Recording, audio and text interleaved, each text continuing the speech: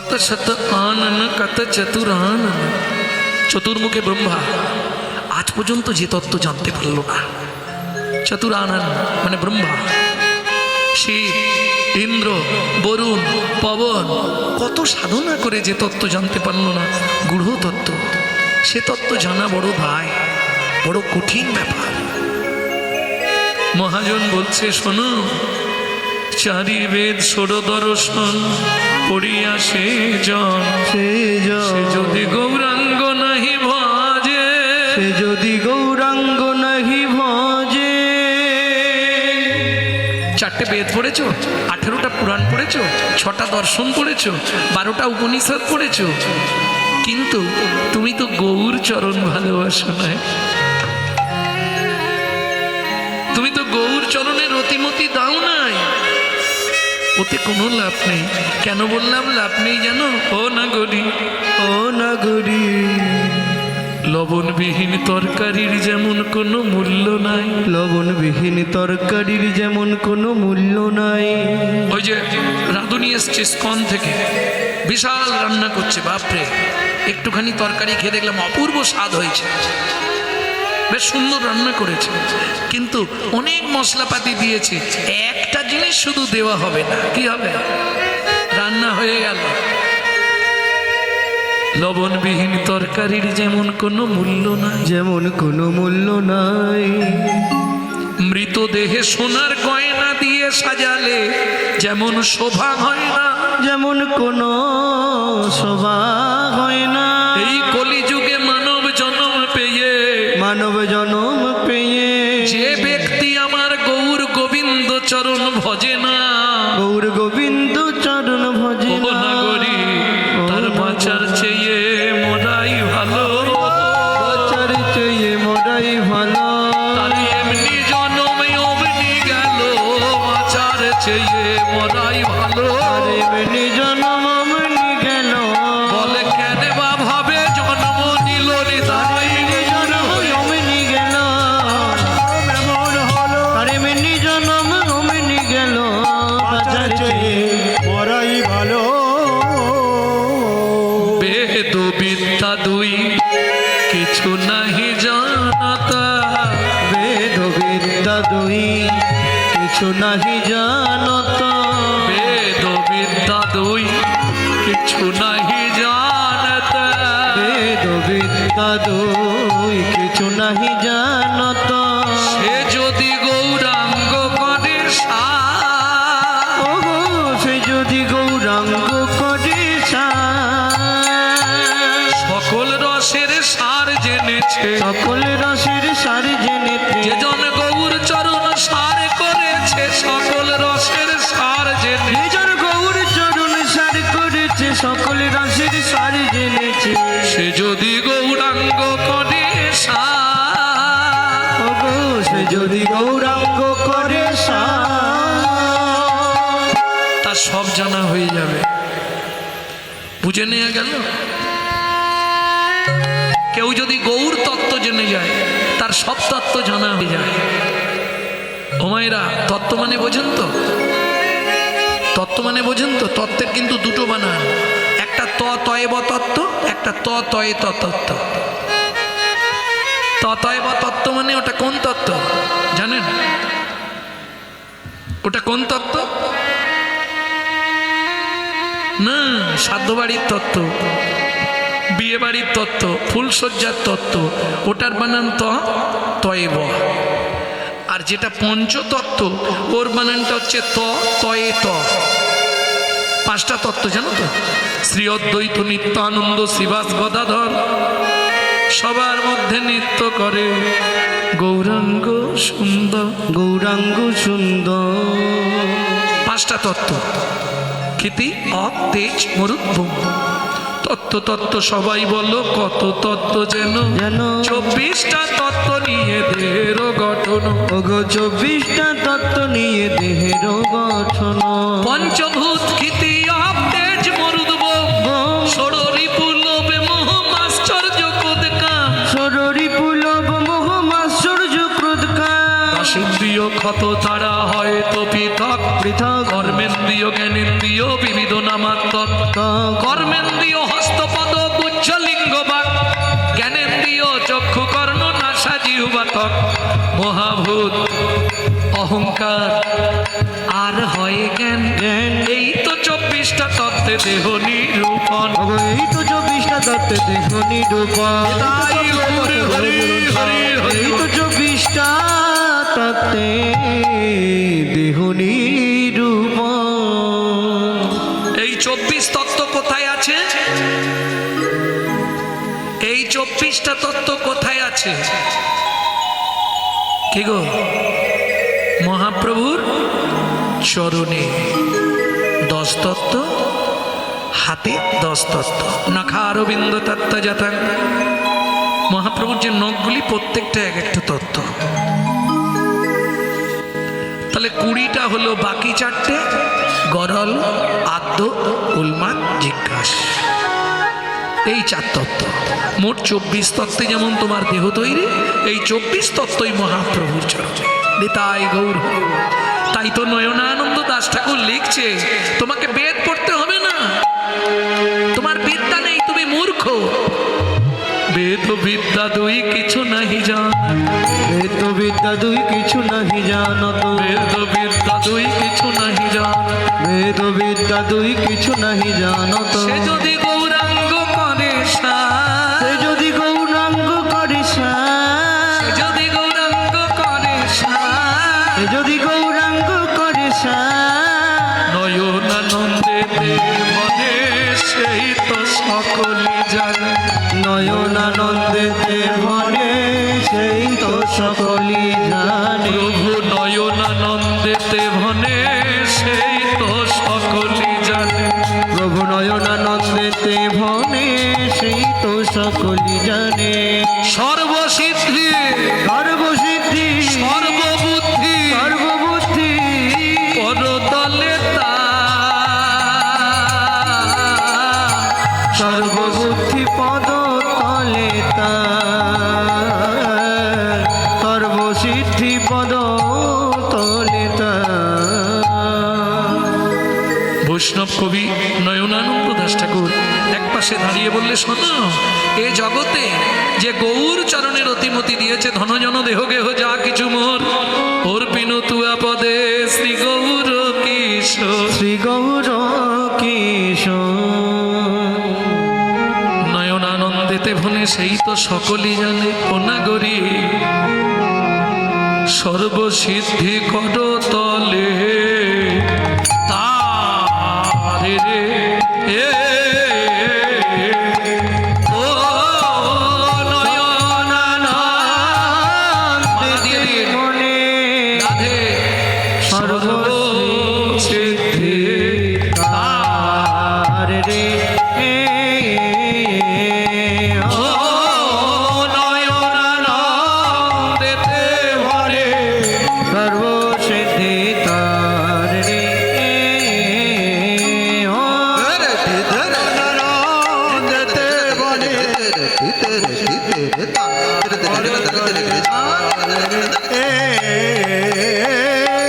নয়নানন্দেতে বনে পদতলে তার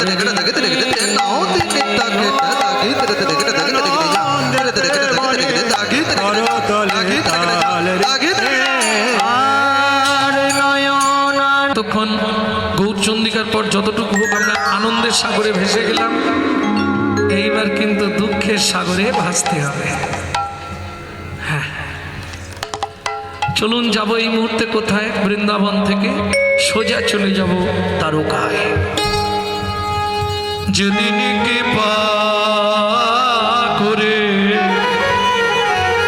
গেলেন প্রভু দ্বারকা নগরে, যেদিন কৃপা করে গেলেন প্রভু ওই দ্বারকা নগরে, 89 বৎসর কৃষ্ণ 89 বৎসর কৃষ্ণ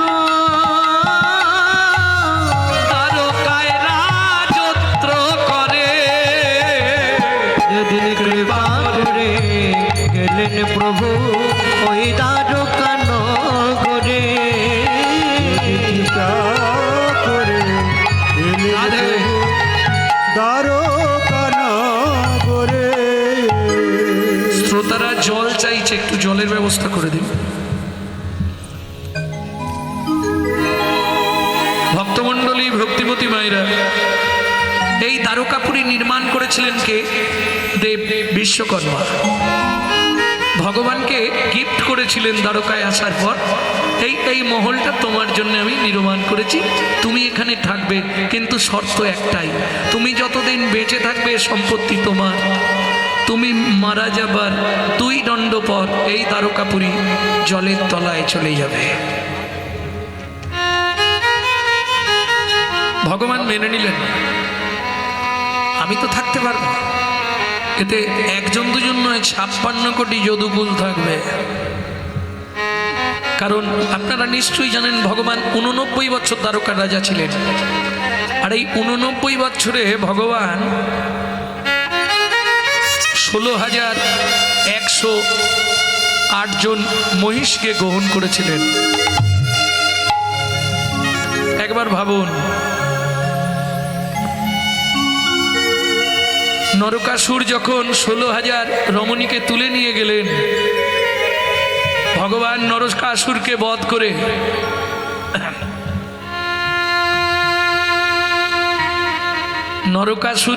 করে সেই সব মহিলাদের ফিরিয়ে দিতে গেলেন তাদের স্বামীদের কাছে, কেউ ফেরত নিল না। ওরা দ্বিচারিণী হয়ে গেছে, ওদের আমরা কেউ নেব না। তখন কি করবে তারা ঠিক করলো, গঙ্গায় ঝাঁপ দিব তেজিব পরাণ, শুধু মরণের কালে বলবো কৃষ্ণ কৃষ্ণ না। যেই ঝাঁপ দিতে যাবে ভগবান বললেন তোমরা ঝাঁপ দিও না, আমার স্বীকৃতি নিয়ে তোমরা বেঁচে থাকবে। ভাববেন না যেন ভগবানের 16,108টা বউ ছিল। সাবধান, মহিষী কোথাও বলা নেই ভগবান তাদের করেছিলেন, স্বীকৃতি দিলেন যাতে সমাজে তোমরা মাথা উঁচু করে বাঁচতে পারো। বুঝে নেওয়া গেল? এইবার চলুন, যে 8 জন স্ত্রী ছিলেন ভগবানের, 8টা, কালিন্দী, জম্বুবতী, নগ্নচিতা, রুক্মিণী, সত্যভামা, এরা হচ্ছে ভগবানের স্ত্রী দ্বারকায়। কেমন? এইবার এক জনের 10টা করে ছেলে, তাহলে কত পিস ছেলে কৃষ্ণের? এক জনের 10টা হলে 80টা, 80টার এক জনের 10টা 800, 800-র এক জনের 10টা 80,000। এবার ভাবুন, এইভাবেই ভগবান শ্রীকৃষ্ণের 56 কোটি যদুকুল। যারা হিসাব জানেননি একটু ভালো করে বুঝে নেবেন।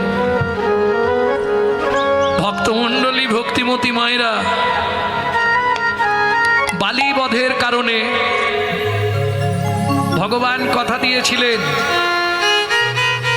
তার ছেলেকে তুই জরাব্যাধ হয়ে জন্মাবি, আমি কৃষ্ণ অবতারে তোর হাতে এই প্রাণ দেব। আমি যেমন তোর বাবাকে মেরেছি, তুই আমাকে মেরে তোর প্রতিশোধ নিবি। একটা কারণ। 2 নম্বর কারণ, কুরুক্ষেত্রের মাঠে গান্ধারীর অভিশাপ, তুই আমার ছেলেগুলোকে তীরবিদ্ধ করে করে মেরেছিস, তোকেও ব্যাধের হাতে তীর খেয়েই মরতে হবে। বুঝে নেওয়া গেল? 3 নম্বর অভিপ্রায়টা থাক, বলবো না নাকি? বলবো? 3 নম্বর অভিপ্রায় হচ্ছে আমি মর্তের মাটিতে জগন্নাথ রূপে প্রতিষ্ঠিত হব।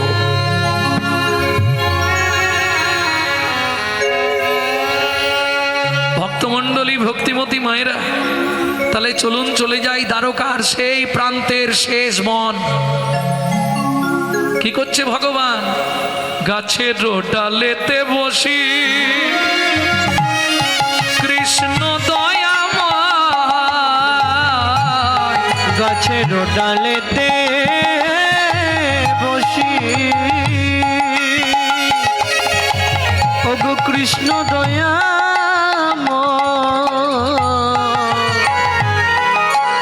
গাছের ডালেতে বসি ওগো কৃষ্ণ দয়াময়, হেন কালে জরা ব্যথ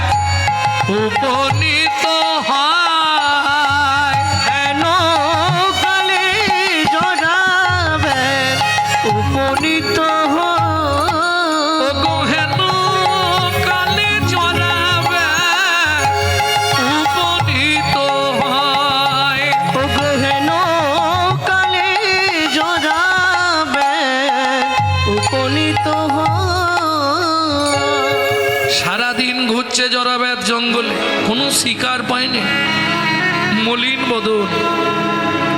ভগবান মনে মনে ভাবলেন একটা কিছু শিকার ওকে দিতে হবে। কি করলেন? পা দুটো এমন ভাব নাড়াচ্ছে, জরাবেদ ভাবলেন কোনো পাখি লেজ নাড়ছে, দিল রে। সেই তীরবিদ্ধ হলেন ভগবান, সঙ্গে সঙ্গে ভগবানের দেহটা গাছের ডাল থেকে মাটিতে পড়ে গেল। ও মায়েরা, আমরা মরার সময় কাকে ডাকি?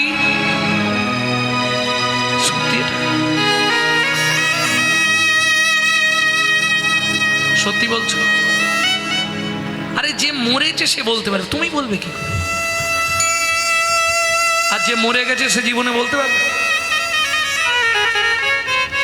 এটা শোনা বা আমরা আলোচনা করি যে মরার সময় হয়তো আমরা ভগবানকেই ডাকি। খুব কম ব্যক্তি আছে যে ভগবানকে ডেকে মরে। এটা আপনাদের বললাম কেন জানেন? তিনটে কারণে মানুষের মৃত্যু হয়: বায়ু, পিত্র, কফ। কেমন? তিনটে কারণে মানুষ মরে, হয় বায়ু, না হয় পিত্ত, নালে কফ।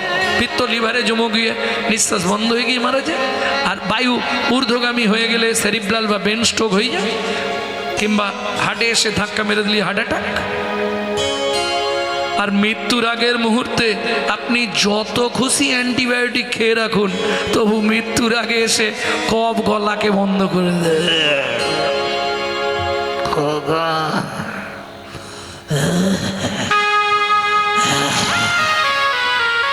চেপে ধরবে কফ।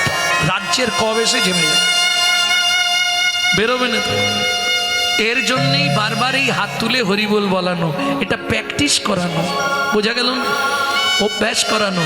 এই যে হরিবোল বারবার বলছেন, সেই সময় যদি একবার হড়কে যায় কৃপা হয়ে যাবে। মানে কি, রিজার্ভেশন করাই থাকছে, শুধু ওই দিন টিকিটটা কনফার্ম হয়ে যাওয়া। বুঝে নেওয়া গেল? না হলে মৃত্যুর সময় ডাক হয়ে ছেলের নাম খোকন, ঝটন, এই ডাকবে। যার জন্যে তো আগেকার দিনে এই কি করতো, ঠাকুরের নামে নাম রাখতো। ছেলেকে ডাকতে গিয়ে যদি ডাকা হয়ে যায়, যেটা অজামিলের হয়েছিল, 1 কড়ি 2 কড়ি 3 কড়ি 4 কড়ি 5 কড়ি 6 কড়ি 7 কড়ি 8 কড়ি 9 কড়ি 9 কড়ি পর্যন্ত কড়িতেই নাম ছিল। ব্রাহ্মণ বললেন, দেখ খালি কড়ি কড়ি কড়ি, এই ছোট ছেলের নাম রাখো নারায়ণ। আর বাবা মা দেখবেন সবার থেকে বেশি ভালোবাসে ছোটটাকে, মানে ওটা শেষ গুড়ন্তি, তো ওটা একটু ভালোবাসা বেশি পায়। ও মরার সময় যেই মনে সব ছেলেদের নাম ভুলে গিয়ে নারায়ণ নারায়ণ ডেকে দিয়েছে, ব্যাস বিষ্ণুদূত এসে হাজির। কেন? মৃত্যুকালে যদি জীব একবার তার নাম ধরে ডাকে, পুষ্পরথে স্বর্গবাসী জমছে দেখে। সারা জীবন করেনে, মরার সময় করে ফেলেছে, এতেই কৃপা হয়ে গেল। মরণকালে একবার তখন তো আসবে না, এই জন্যে প্র্যাকটিস করানো হয়। তাহলে যাই হোক, আমরা মরার সময় ভগবানের চিন্তা করি, ভগবানকে ডাকবার চেষ্টা করি, বা বিপদে পড়লে কি করি, ভগবান রক্ষা করো, তাই না? বিপদে পড়িয়া সাধু কলা চোপা খায়, আর বিপদ কাটিয়া গেলে বৃদ্ধ অঙ্গুলি দেখায়। বিপদে পড়লেই ভগবান। नितना हंते हरि मिले तो बदूर बंद रही, दुख में सब कही हरि भजेगा, बोलो सुख में भजे कोई। तुलसी पितले हरि मिला तो मैं पितला हूँ झाड़, पाथर पूजले हरि मिला तो मैं पूजता हूँ पहाड़, मैं पूजता हूँ पहाड़। दूध पिले से हरि मिला तो बहुत बदसो वाला, बहुत बदसवाला। मीरा कहे बिना प्रेम से, बिना प्रेम से नहीं मिले नंद लाला, नहीं मिले नंद लाला। प्रेम बिना ताके पावा जाबे ना। তাহলে সবাই বিপদে পড়লে ভগবানকে ডাকি, ভগবান গাছ থেকে পড়ে গেল, পা থেকে গল গল করে রক্ত বেরোচ্ছে, যন্ত্রণায় ভগবান ছটপট করছে। এত শিষ্য, এত ভক্ত দ্বারকায় কত হাজার বললাম যদুকুল? 56,000। বলো 56 কোটি। একজনের কারোর নাম মনে নেই ভগবানের, কাউকে একটা ডাকছে নেই। কার নাম ধরে ডাকছে ভগবান? অর্জুন, অর্জুন,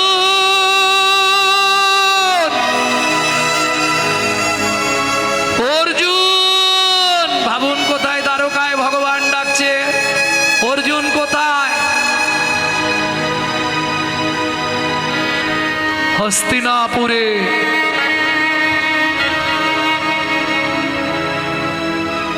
নিমিষে পৌঁছাতে হবে। সম্ভব?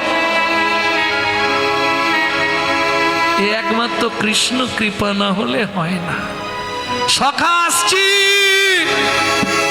এইখান থেকে লাভ দিল, পৌঁছে গেল দ্বারকা। সামনে গিয়ে অর্জুন আছাড় খেয়ে বললো, একই অবস্থা, কি হয়েছে তোমার?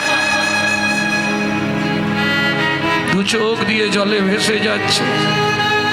ওই জরা বেদ আমায় তীর বিদ্ধ করে দিয়েছে। ক্রোধে অগ্নি প্রজ্বলিত অর্জুন।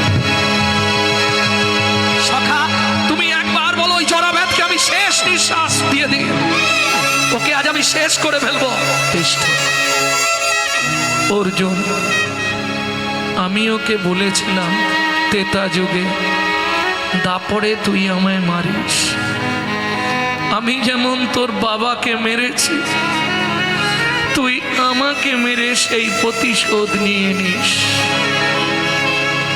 এ তুমি কি করলে সখা? অর্জুন, আমার আর সময় নেই, আমাকে চলে যেতে হবে। তুমি খুব তাড়াতাড়ি দ্বারকাপুরীতে খবর দিয়ে দাও, আর 1 থেকে 2 দণ্ড সময়ের মধ্যে দ্বারকাপুরী জলের নিচে চলে যাবে। সবাই যেন দ্বারকাপুরী ছেড়ে বেরিয়ে চলে যায়। ছুটছে অর্জুন। তুমি সখা একটু অপেক্ষা করো, আমি খবর দিচ্ছি। উদ্ধশ্বাসে ছুটলেন দ্বারকাপুরীতে। কে কোথায় আছো? বেরিয়ে এসো। রুক্মিণী, সত্যভামা, নগ্নজিতা, কালিন্দী সবাই ছুটে এলো। একে একে ভর্তি হয়ে গেছে অর্জুনকে ঘিরে। কি হয়েছে? কথা আর বলতে পারছে, আর মুখ থেকে কোনো আওয়াজ বেরোচ্ছে না অর্জুনের।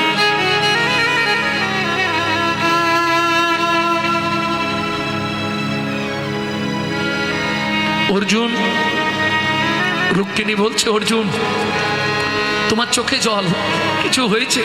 আমাদের প্রাণনাথের কিছু হয়েছে? অর্জুন তুমি বলো, তোমরা দ্বারকাপুরী ছেড়ে বেরিয়ে যাও, দ্বারকাপুরী জলের নিচে চলে যাবে। এটা একমাত্র রুক্মিণী জানতো। কৃষ্ণ একদিন রুক্মিণীকে বলেছিল, আমি যেদিন মারা যাব সেদিন দ্বারকাপুরী জলের নিচে চলে যাবে। আছাড় খেয়ে পড়লো দ্বারকার মাটিতে রুক্মিণী। অর্জুন মনে মনে ভাবলেন, এবার সত্যিটা বলেই দিতে হবে।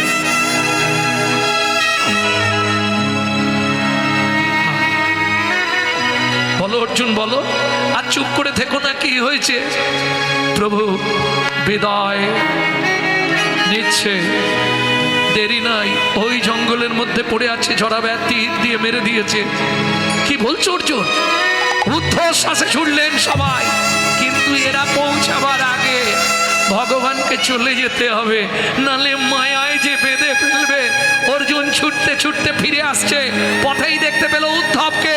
উদ্ধব, উদ্ধব আর দেরি করো না, উদ্ধব চলো আমার সঙ্গে। কি হয়েছে অর্জুন? উদ্ধব, ভগবানের আজ বিদায় বেলা। কি বলছো অর্জুন? তুমি কি বলছো অর্জুন? ছুটতে ছুটতে এসে আছাড় খেয়ে পড়লেন ভগবানের চরণে। এক পায়ে ধরেছে অর্জুন, আর এক পায়ে ধরেছে উদ্ধব। সখা যেও না, সখা তুমি যেও না, ওগো প্রাণ সখা।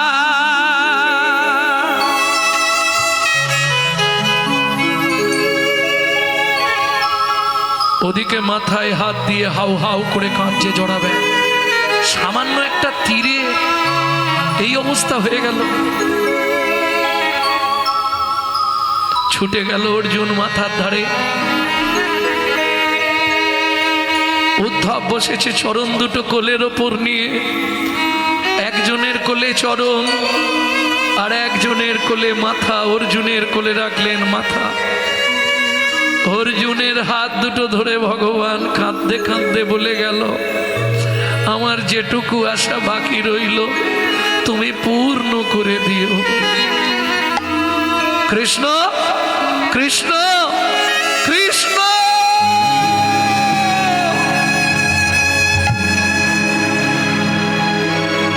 বুদের চা ডুবে গেল, উঠবে না কো ব্রজের চা ডুবে গেল, উঠবে না।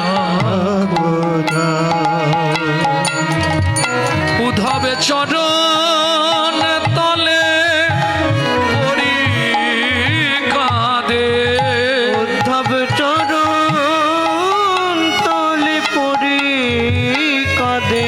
সখা কথা বলো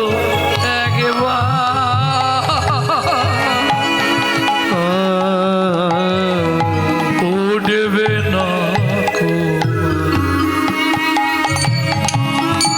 ব্রজের চা ডুবে গেল, উঠবে না কো। ব্রজের চা ডুবে গেল, উঠবে না কোথাও। আচ্ছা, অনেকের মনে অনেক রকম সন্দেহ, ভগবান শ্রীকৃষ্ণের দেহটা কি হলো? যেমন মানব জাতিকে পুরানোর আগে চিতা সাজানো হয়, ভগবানের জন্যও চিতা সাজানো হলো। খুব মন দিয়ে শুনে নিন, কোথা থেকে বলছি? স্কন্দ পুরাণ থেকে। ভগবানের জন্যও সাজানো হলো, চন্দন কাঠ ঘি মাখিয়ে চিতা সাজানো হলো। দ্বারকাবাসী এসে তখনও পৌঁছাতে পারেন। উদ্ধব চরণটা ধরেছে, মাথাটা ধরেছে অর্জুন, দুইজন মিলে চিতার ওপর তুলে দিলেন ভগবানকে। এতক্ষণে দ্বারকাবাসী এলেন, তখন কৃষ্ণ চিতার ওপর।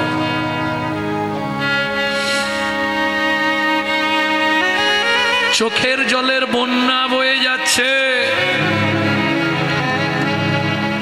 মূলধন মূল সম্পদ চলে যাচ্ছে। অষ্টমহিষীরা আছাড় কাছাড় খাচ্ছে দ্বারকার মাটিতে। কথা বলো কৃষ্ণ, কথা বলো।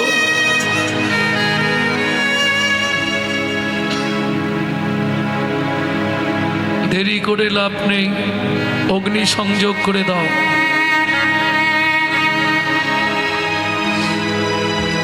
এখন তাদের বাড়ির জিনিস, তারা যদি বলে আগুন দিয়ে দাও, আমার কি আছে? কে আগুন দেবে?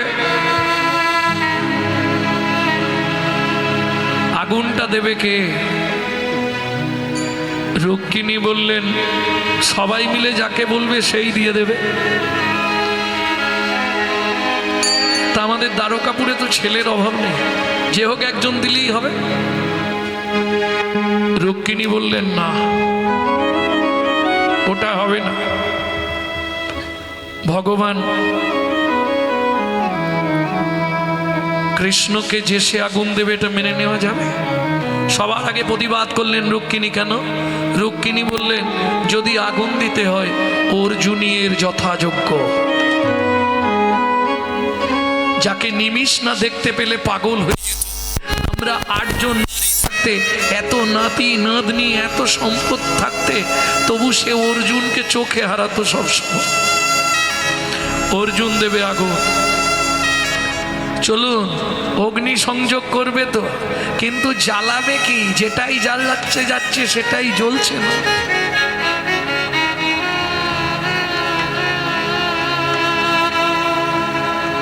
কোনোভাবেই হচ্ছে না।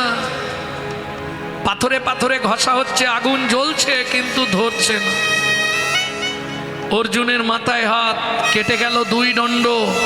অগ্নি সংযোগ হচ্ছে না, কাঁদছে। কি হবে তাহলে? কেমন করে আগুন দেয়া হবে? আবির্ভূত হলেন স্বয়ং অগ্নিদেব। হাউ হাউ করে কাঁদছে। আগুন যদি কাঁদে আর জ্বলবে? অগ্নিদেব কাঁদছে। কি বলছে শুনুন। অর্জুন কাঁদি কহে অগ্নিদেব, শোনো হে অর্জুন। কাদি কহে অগ্নি রে, শুনো হে অর্জুন।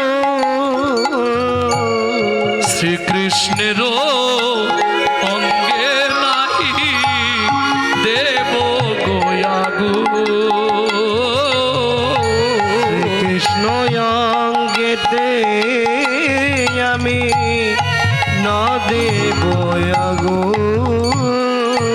আমি তাপ দিতে পারবো না গো। আমি তাপ দিতে পারবো না গো। যে অঙ্গে নিত্য তুলসী চন্দন দি তাপ দিতে পারবো না এই গো। অঙ্গে তুলসী চন্দন নিত্য দি আমায় তুমি ক্ষমা করো। অঙ্গে তুলসী হরি হরি বল। আমায় তুমি ক্ষমা করো, অঙ্গে তুলসী চন্দন দি তাপ দিতে পারবো না গো। দৈববাণী হলো অর্জুন চিন্তা করো না, আমার দেহটা নদীর জলে নিক্ষেপ করে দাও।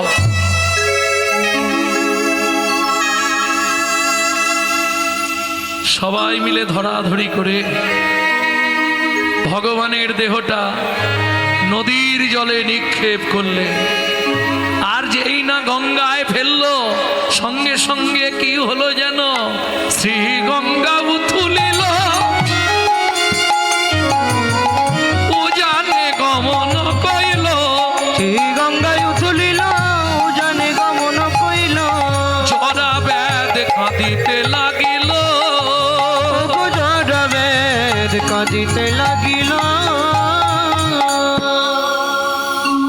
আমি আমার পাপের প্রায়শ্চিত্ত করব। ও মায়েরা, কি করে পাপের প্রায়শ্চিত্ত করবে? ভগবানের দেহ যায় এসে নিরে নিরে, জরা ব্যাধ যায় তীরে তীরে।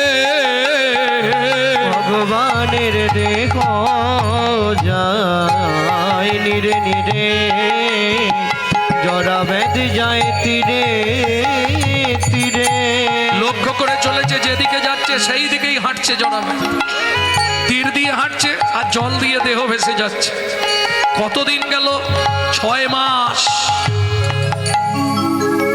আহার নিদ্রা অলস, পাপের প্রায়শ্চিত্ত করছে কিভাবে দেখো।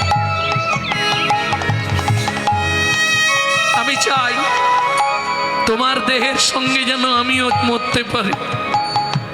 যে পাপ আমি করেছি, এই পাপের কোনোদিন প্রায়শ্চিত্ত হবে না।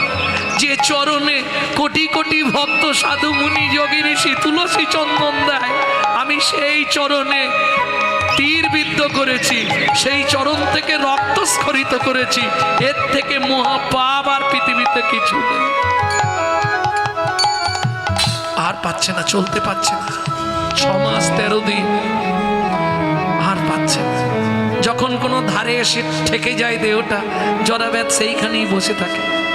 আবার যখন গঙ্গায় উজান, আবার দেহ যেতে থাকে, তখন আবার এসে পৌঁছালো কোথায়? ব্রহ্ম পর্বত। উমা, যেই ব্রহ্ম পর্বতের সন্নিকটে দেহ ভেসে এলো, হঠাৎ দেখা গেল আর দেহ নাই। আস্তে আস্তে দেহ জলে বিলীন, শুধু নাভির কাছটা ভেসে আছে। দৈববাণী হলো, কেঁদে উঠলো জরাব্যাধ, কেন তোমার দেহ তুমি লুকিয়ে দিলে ভগবান? বলো, আমি কি আমার পাপের করতে পারবো না। বলো না ভগবান, কি করলে আমার পাপের প্রায়শ্চিত্ত হবে? বলো ভগবান, বলো। আর না হলে এই মুহূর্তে এই ব্রহ্ম নদীতে আমি ঝাঁপ দেব। এত বলি জড়াবে ঝাঁপ দিতে গেল, তৎক্ষণাৎ স্বর্গ হইতে দৈব বাণী হইল। তৎক্ষণাৎ স্বর্গ হইতে দৈব বাণী হইল। জড়াবে আমার এই নাভি নিয়ে গিয়ে ব্রহ্মমোহন পর্বতে প্রতিষ্ঠা করো কীটুং রূপে। ক্রি শব্দে কৃষ্ণ, টুং শব্দে নাভি। এইভাবেই সেবা করতে থাকো। তোমার বংশেই জন্মগ্রহণ করবে বিশ্বা বসু। সেই প্রতিষ্ঠা করবে আমাকে নীল মাধব রূপে। শুনিয়া দৈবের বাণী আনন্দিত হয় তখনই। শুনিয়া দৈবের বাণী আনন্দিত হয় তখনই। শুনিয়া দৈবের বাণী আনন্দিত হয় তখনই। শুনিয়া দৈবের বাণী আনন্দিত হয় তখনই। পর্বত পরি প্রতিষ্ঠিত কইল। পর্বত পরি প্রতিষ্ঠিত কইল। পর্বত পরি প্রতিষ্ঠিত কইল। পর্বত পরি প্রতিষ্ঠিত কইল। উলুধ্বনি জয়ধ্বনি দেবগণ পুষ্পমণি। উলুধ্বনি জয়ধ্বনি দেবগণ পুষ্পধ্বনি। উলুধ্বনি জয়ধ্বনি দেব করে পুষ্পবর্ণী। উলুধ্বনি জয়ধ্বনি দেবগণ পুষ্পধ্বনি। ব্রহ্মমোহন আদি তীর্থ কইল। ব্রহ্মমোহনাদি তীর্থ কইল। কিছুদিন পরে জড়াব্যাধ মারা গেল। জড়াব্যাধের বংশধর পুত্র হয়ে আত্মজ হয়ে জন্মালেন বিশ্বা বসু। জাতিতে সবর। সবর মানে বোঝেন তো? চণ্ডাল।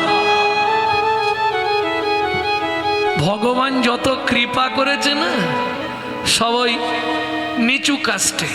দেখবেন আমাদের মতো ব্রাহ্মণদের কৃপা করে কে? বিশ্বা বসু সবররাজ। সবর মানে ওই যারা মনা টড়া পুরায়, কি বলে? চণ্ডাল, এক কথায়। কিন্তু শাস্ত্র যে বলে গেছে চণ্ডাল হপি মুনি শ্রেষ্ঠ হরি ভক্তি পরায়ণা। তাহলে কীটুং পরে সবররাজ প্রতিষ্ঠা করলো নীল মাধব।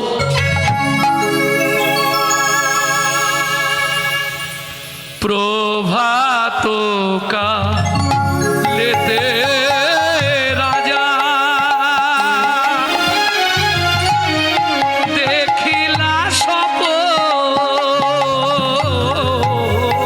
প্রভাত কালেতে রাজা নিতাই গৌর হরি হরি হরি বল।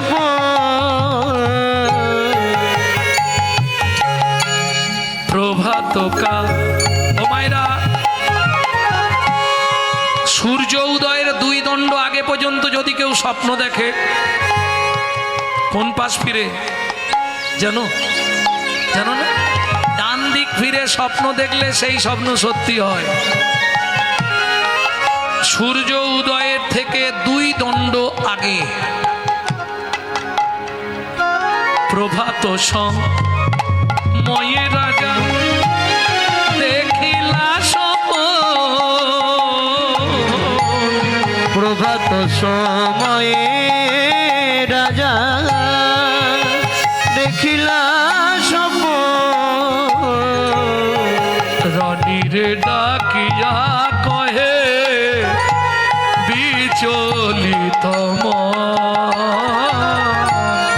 রানীরে ডাকিয়া কহে বিচলিত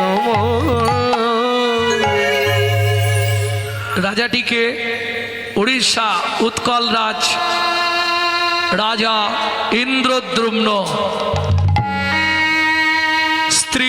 গুন্ডিচা দেবী প্রচন্ড ধার্মিক,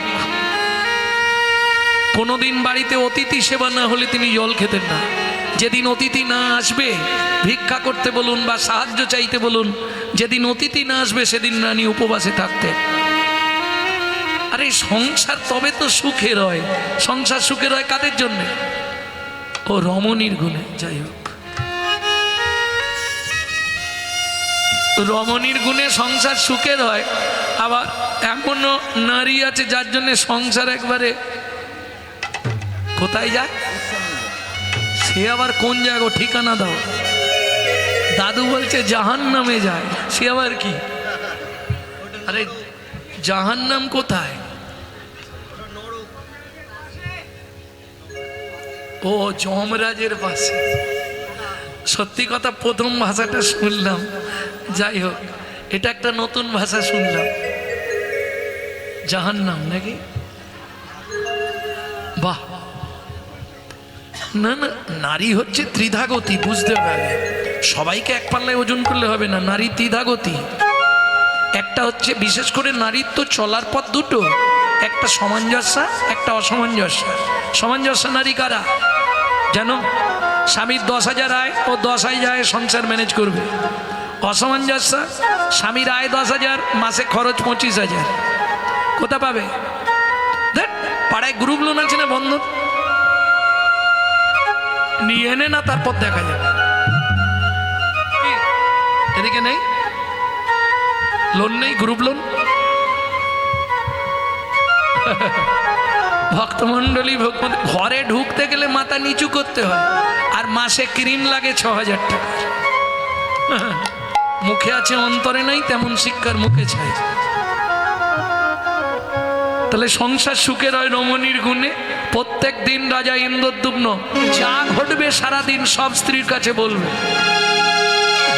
স্বামী স্ত্রী যদি একসঙ্গে এক হবে না চলা যায়, সে সংসার টেকানো মুশকিল আছে। যা করবো দুজনে, কি? তবে তো তুমি আমার বন্ধু, আমি আর এখন না হয় যৌবনের তেজ আছে, যখন বুড়ো হয়ে যাবো কে দেখবে? কয়গিন্নি ওষুধরা দাও। সে হাত কাঁপলেও এনে জলের গ্লাসটা দেয় তো এখনো দাদু।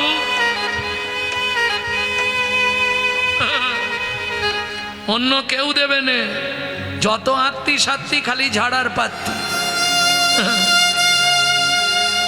তুমি যদি কিছু দিতে পারো তোমাকে কেউ না কেউ দেখবে, আর না দিতে পারলে সিঁড়ির তলায় একবারে ঠেসে রেখে দেবে। হ্যাঁ, ওরে দিতে পারলে সবাই ভালো, না দিলে হয় বদনে কালো গো। আমায় চির কাঙাল করে দিল, চির কাঙাল করে দিল সকল হরিয়া আঘাত করিয়া। ওরা বেশি সুখ পায় আমায় আঘাত করিয়া। লাগি করলাম এত সারা জীবন ধরিয়া, ওরা বেশি সুখ পায় আমায় আঘাত করিয়া। ওরা বেশি সুখ পায় আমায় আঘাত করিয়া।